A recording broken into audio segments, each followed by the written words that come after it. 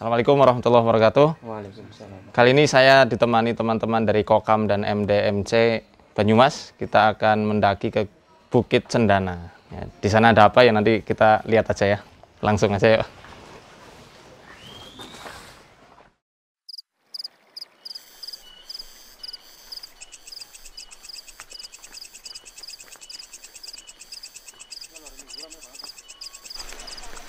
Teman-teman, ini baru kita 3 menit berjalan, tapi medannya luar biasa.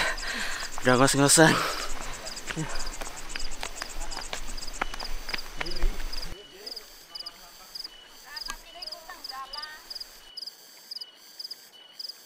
Nah, bagi teman-teman sobat gunung, kalau misal mau mendaki atau mau berpetualang kemanapun ke alam bebas khususnya, diutamakan berwudu dulu, karena dengan berwudu insya Allah kita akan dijaga oleh Allah dari penyesatan-penyesatan jin al-ghaul yang banyak tersebar di alam terbuka ya.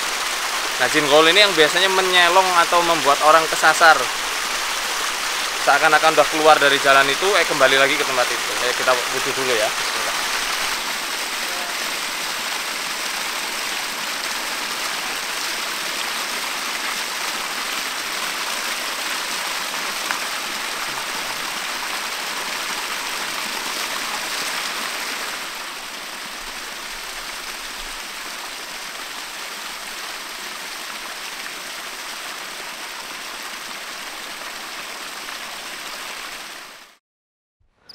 Kita mau masuk ke hutan, kita mau bergerilya. Jangan lupa kalau kita mulai mau masuk ke dalam hutan yang agak lebat, bacalah a'udzu bikalimatillahi tammati min syarri ma khalaq. Baca ini 3 kali. Dalam hadis yang diriwayatkan oleh Imam Muslim, siapa yang membaca a'udzu bikalimatillahi tammati min syarri ma khalaq ketika memasuki suatu wilayah, suatu rumah ya, maka insya Allah akan Allah jaga dari seluruh kejahatan-kejahatan makhluk, dari awal mula dia menapakkan kakinya di situ sampai dia kembali pulang. A'udzu bikalimatillahi tammati min syarri ma khalaq. A'udzu bikalimatillahi tammati min syarri ma khalaq. A'udzu bikalimatillahi tammati min syarri ma khalaq.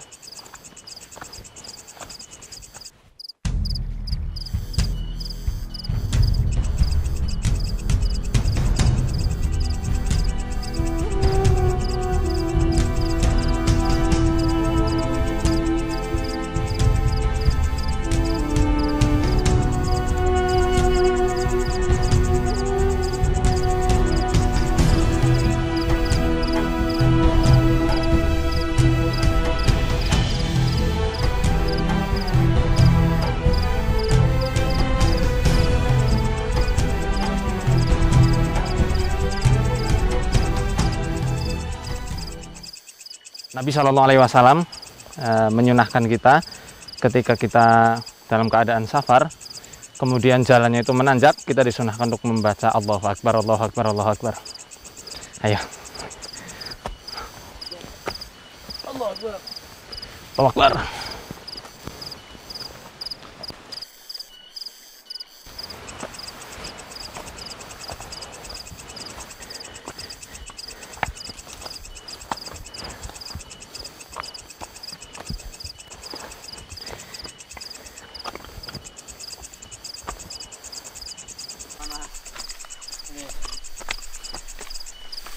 Ini lagi nih. Pengantin baru naik gunung. Alhamdulillah. Oh, kemana?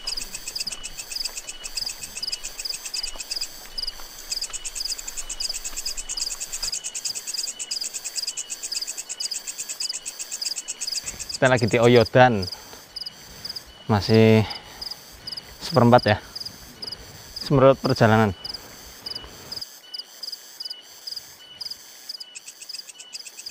Mas Jundi, Ya, ini tempatnya apa namanya? Oyodan ya? iya, Oyodan di Bukit Cendana. Disebut Oyodan kenapa? Karena ini banyak akarnya di sini. Gitu. Udah pernah camp di sini belum? Alhamdulillah sudah berkali-kali. Berkali-kali di ya? sini. Iya. Nah, menurut beberapa orang yang suka mendaki ke sini ya, di Oyodan ini kan ada beberapa mitos atau misteri yang katanya sering dialami oleh pendaki ya, pendaki pemula kali ya. Iya. Kalau antum malah profesional. Wah, insya Allah. Nah itu apa sih bentuk gangguan yang biasa dialami oleh para pendaki? Kalau di sini sih ada beberapa teman yang pernah sharing. Kebetulan kan di sini memang tempat yang landai, luas, jadi sering buat kegiatan, entah itu camping, entah itu di Klatsar. Nah terus di atas juga ada apa namanya, kuburan. Nah kabarnya sih kuburan macan gitu. Kuburan macan? Iya, kuburan macan. Nah kalau gangguan yang pernah dialami sama beberapa teman yang di sini itu pernah pada camping di sini itu pakai tenda tarp tren ya. Itu kan untuk satu tenda satu orang. Nah, bentuk kayak segitiga. Pokoknya sendiri-sendiri. Nah, sekitar jam 2-an kalau nggak salah itu kayak ada orang yang jalan-jalan di situ. Dan mereka cuma camping bertiga, nggak ada kelompok yang lain, dan jam itu ya mereka ada di tenda, nggak jalan-jalan, nggak kemana-mana gitu. Jadi gangguannya cuma dengar suara derap langkah itu Iya, ya? Nah, maksudnya di oyok-oyok tendanya atau ditampakin sesuatu? enggak.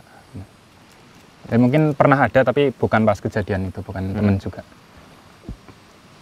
Nah, mungkin teman-teman tanya ya, kok kenapa sih di tempat-tempat yang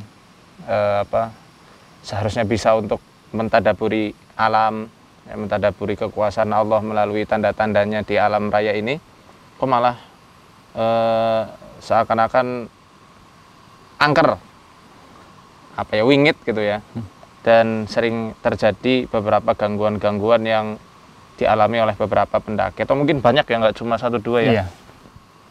Nah, guru kami, saya Wahid Abdus Salam Bali, hafizahullah ta'ala, dalam kitab beliau Wiqayatul Insan Minal Jinni wa Syaiton, beliau menjelaskan beberapa masakin atau tempat-tempat tinggalnya bangsa jin. Mereka itu ya seringnya tinggal di area-area yang tidak dihuni oleh manusia, baik di perkebunan, ya, perkebunan yang luas, sawah. Kemudian beliau di situ menjelaskan falawat, itu padang pasir yang luas. Gitu juga di hutan, di ghobah seperti ini, di hutan, di gunung, ya, menjadi habitat mereka. Kalau misal ada penampakan-penampakan seperti itu, ya, atau penampakan yang wujud atau yang dalam bentuk pendengaran, kita cukup minta perlindungan pada Allah Ta'ala. Apa perlu diruqyah? Ya enggak perlu lah. Mereka ini tempat tinggal mereka. Yang perlu jaga-jaga kan sebenarnya kita. Bukan berjaga-jaga kepada mereka, minta izin dulu ya, atau ngasih sajen, jangan kayak begitu, itu malah salah. Mereka malah semakin mengganggu nanti. Minta penjagaan dan perlindungannya sama Allah Ta'ala. Ya, sama Allah Ta'ala dengan baca doa perlindungan, a'udzu bikalimatillahi tammati min syarri ma khalaq. Atau ketika masuk ke desa Kalipagu, dusun Kalipagu ya tadi. Ini masuknya Kalipagu ya? Iya, masih masuk Kalipagu. Nah, kita juga disunahkan oleh Nabi SAW untuk membaca doa ketika masuk ke suatu perkampungan. Ya, Allahumma rabbas samawati sab'i wa ma addalna, wa rabbal ardina sab'i wa ma aqlalna, wa rabbar riyahi wa ma daraina, wa rabbas syayatin wa ma adlalna.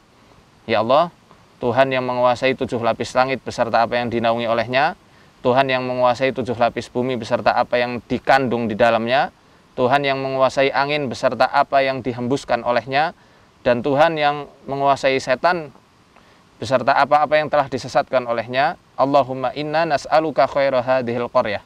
Ya Allah, kami minta kebaikan-kebaikan yang ada di kampung ini, di negeri ini, ya, wa khaira ahliha wa khaira ma fiha, dan juga kebaikan penduduk-penduduknya, penghuni-penghuninya, dan juga kebaikan yang ada di desa itu. Ya. Wa na'udzubika min syarri hadhil qaryah wa syarri ahliha wa syarri ma fiha. Dan kami minta perlindungan dari keburukan perkampungan ini, keburukan penghuni-penghuninya, dan keburukan yang ada di dalamnya. Di dalam ini kan termasuk juga area-area yang tidak dihuni oleh manusia, seperti Bukit Sendana ini yang termasuk bagian dari dusun Kalipagu. Ya, maka tadi di base camp kita sudah baca itu.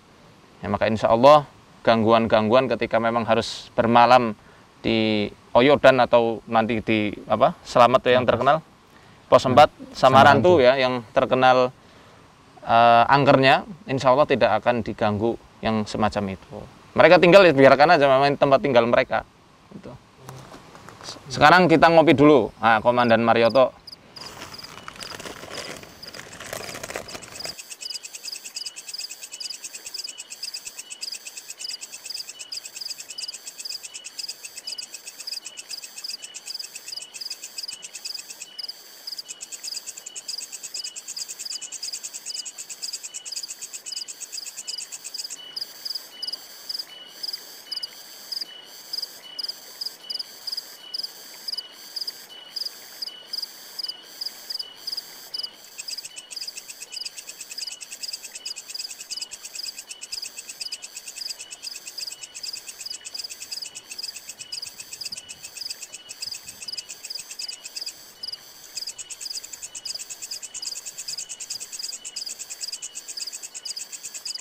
Nah, ini apa ini yang di belakang kita, Mas? Kalau ini konon katanya kuburan macan. Ya, ada macan yang dikubur di sini, kemudian ada warga yang memang sengaja untuk apa ya, menata batu sampai ya kelihatan seperti inilah gitu. Ini rame dibuat ritual ya? Rame kalau di ini apa ya, malam-malam khusus gitu, Dad. Memang ya banyaklah orang dari sekelompok orang datang ke sini untuk yang ngirim untuk apalah gitu. Ini bisa kita lihat ada beberapa bekas sesaji. Malah ada apa? Menyan ya, dupa. Iya, dupa. Minyak lalep.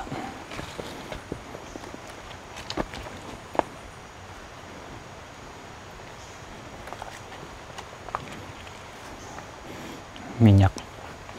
Minyak. Nggak tahu apa. Botolnya antik, biasanya minyak dulu. Kopi, teh. Medang. Ini apa? Ini tuh kopi, Ya bekas pasti kopi, kopi, bekas teh. Udah campur air hujan. Iya, mungkin udah lama nggak ada yang kesini. Konon kalau ada sesaji kayak gini, kalau di berantakin, katanya yang penunggunya itu ngamuk, apa benar? Alam ini justru ngamuk kalau diberikan kayak begini. Oh gitu. Dalam hadis yang sahih dikatakan, langit itu minta izin sama Allah. Ya Allah, aku mau nguruk manusia ini.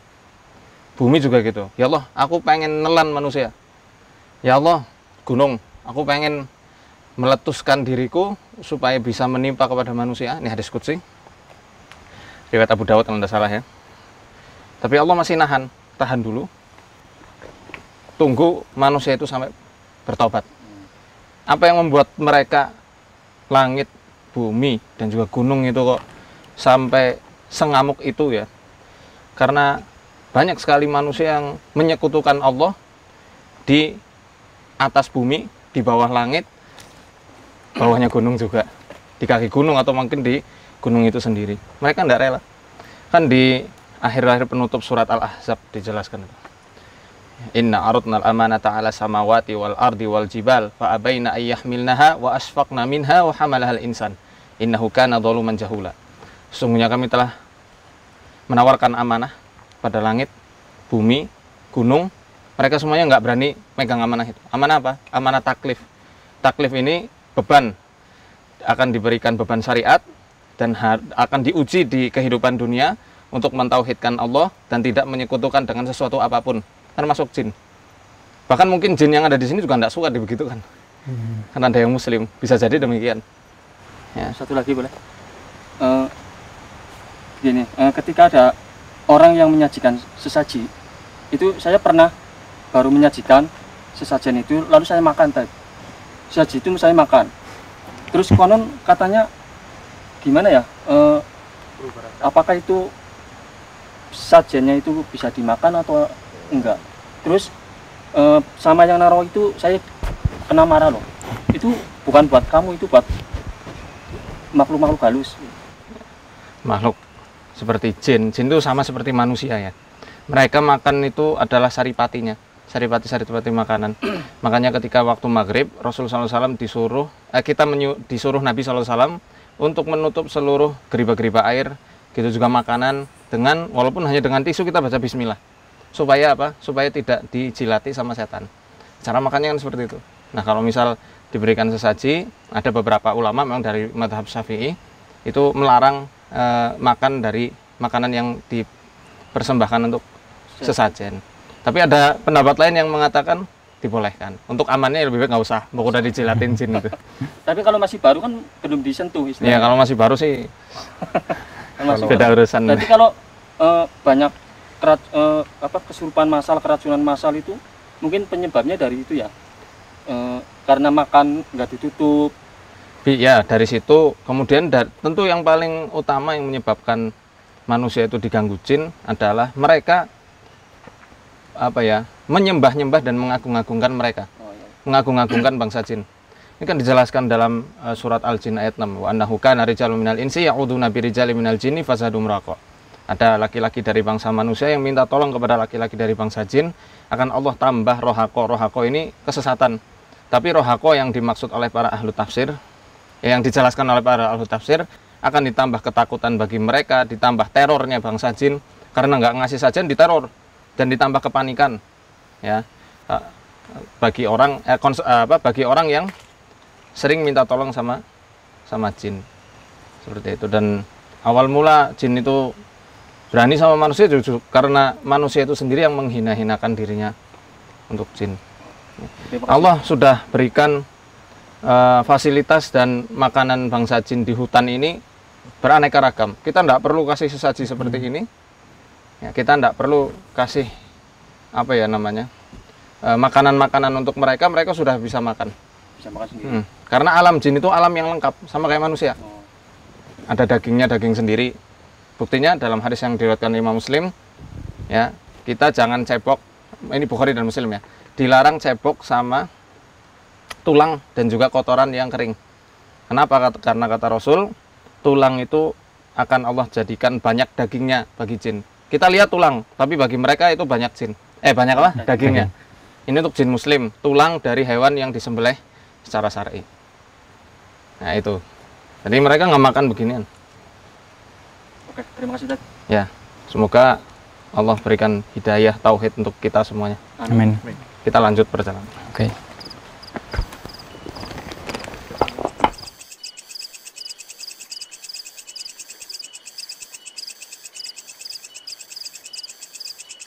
Itu ada bekas sajen. Oh iya tuh. Bekas sajen di bawah sungai. Gunanya untuk apa ya? Kurang tahu. Di sungai ini juga ada ininya apa? Ada. Ya mungkin karena masih satu kawasan. Iya, bisa jadi. Di mana-mana. Ya, PR buat dakwah kita. Semoga Allah entaskan umat Islam di Indonesia secara khusus dan di seluruh dunia secara umum dari bahaya dosa kesyirikan.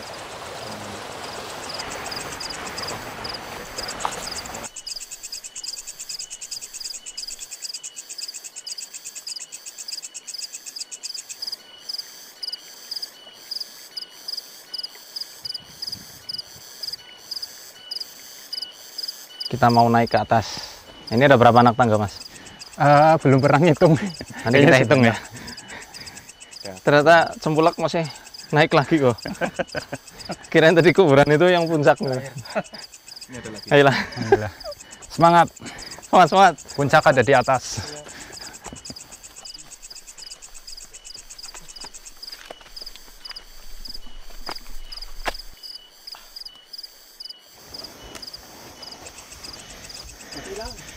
Sebentar lagi. Capek, Mas? Lumayan. Lumayan. Olahraga biar badan sehat. Olahraga, kalau ada jin yang ngamuk kita nggak ngos-ngosan. Ayo. Bentar lagi puncak. Kita naik ke bawah, naik ke atas. Masih kuat, Dad? Semangat. Masih main ngos-ngosan, aduh. Kasihan banget. Lihat jurangnya. Kita mau mendaki nih. Allahu Akbar.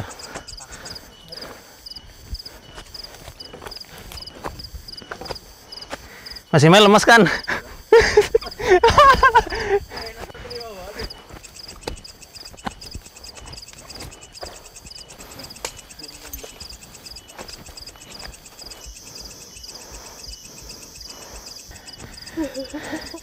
Ayo cepat.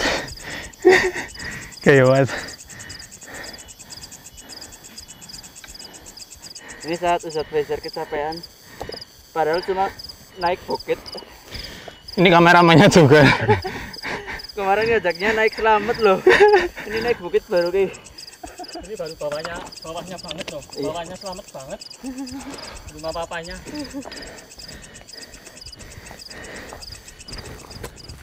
Tidak terpati.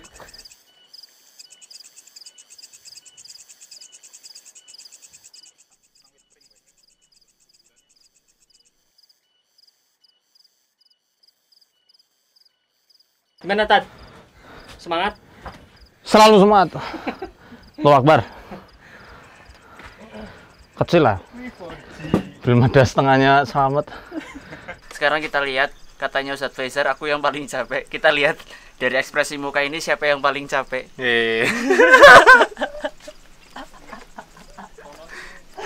Alhamdulillah teman-teman, daging saya masih banyak menandakan nggak capek. Saya bentar lagi habis. Kita lihat. Lumayan, ini trip yang paling luar biasa ya.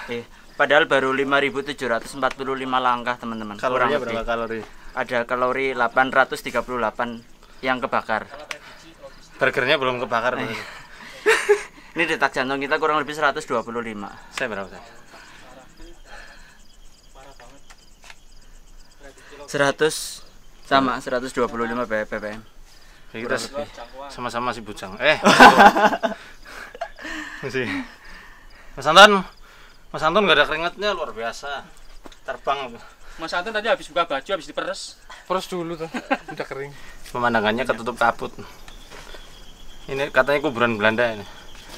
Saya nggak bayangin dulu gimana nguburnya. Salah satu bonus terindah mendaki. Kan lecture Katanya lumayan loh, terong dina telung dina.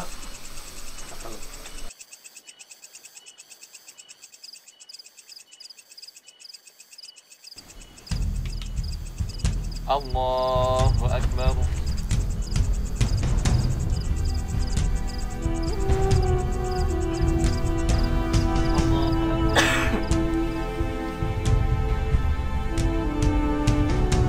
Sami Allahu liman hamidah.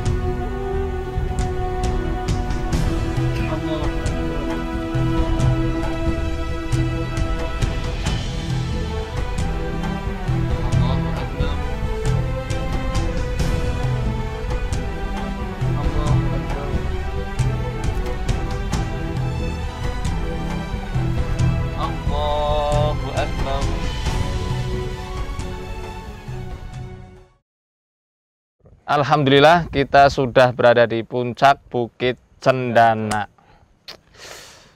Kempolnya wegel pemirsa. Lumayan ya. Luar biasa.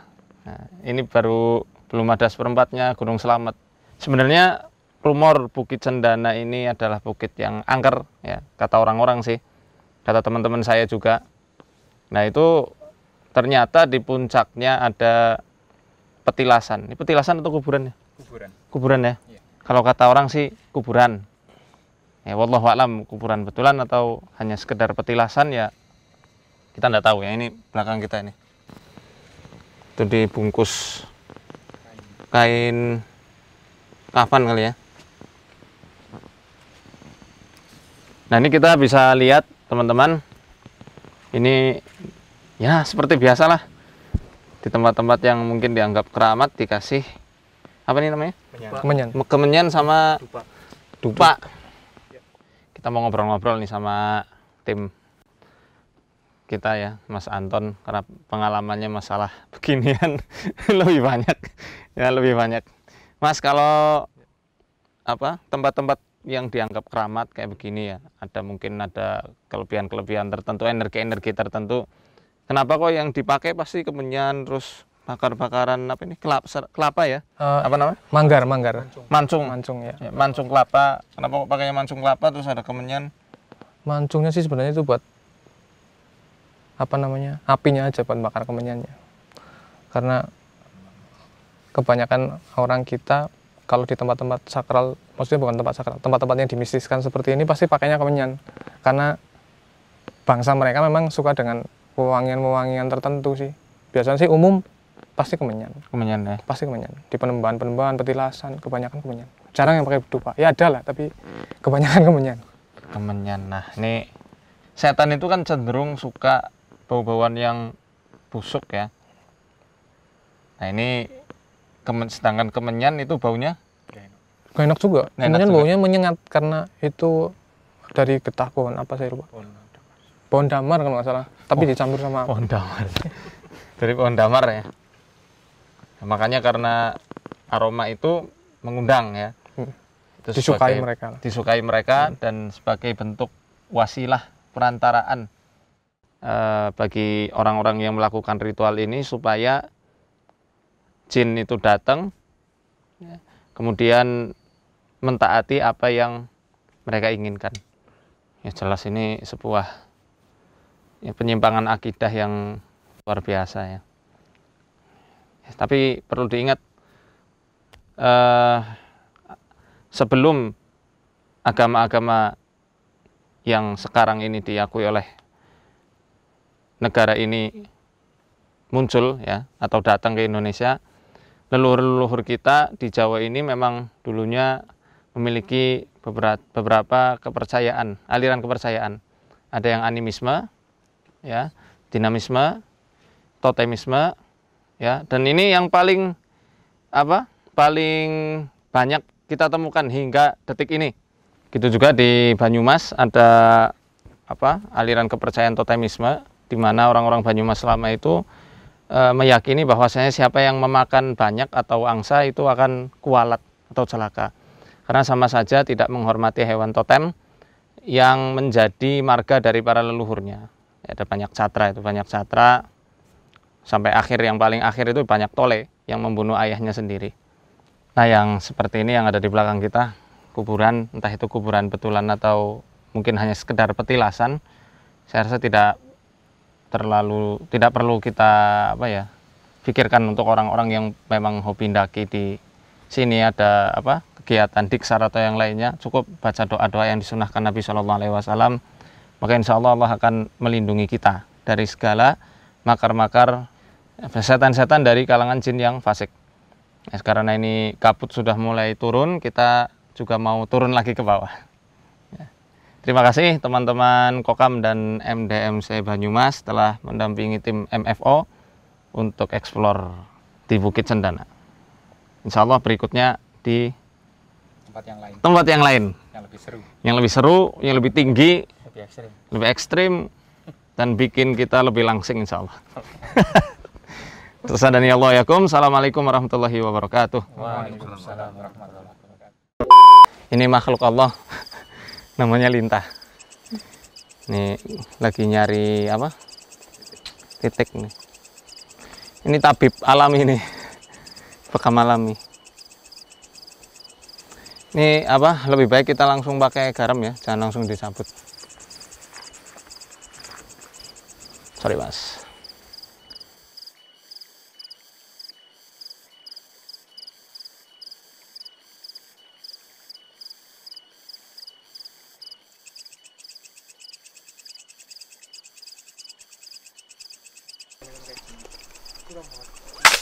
Allahu Akbar.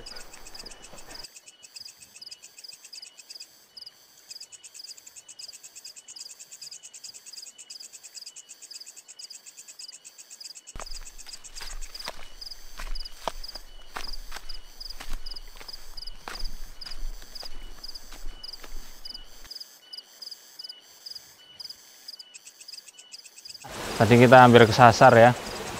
Alhamdulillah ada Mas Jundi yang hafal daerah sini. Kita lanjut ya. Guys, ini saya bingung miketnya gimana ini, nggak bisa dipitet ini. Nggak ada kerannya guys.